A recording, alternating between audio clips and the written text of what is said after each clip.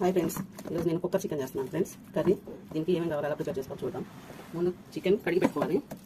దీంట్లోకి మిర్చి, ఈ బంగాళదుంప, ఆనియన్స్, టమాటా మొత్తం వేసేసుకోవాలి ఫ్రెండ్స్.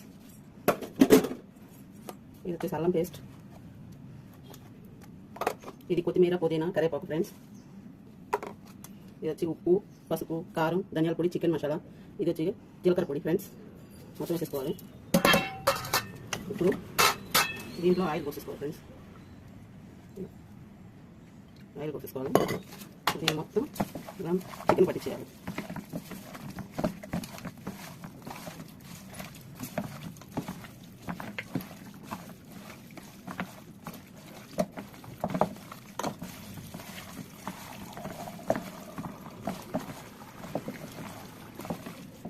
ఇలా అంతా చికెన్ పట్టించేసాక దీంట్లో కొన్ని వాటర్ వేసుకోవాలి ఫ్రెండ్స్.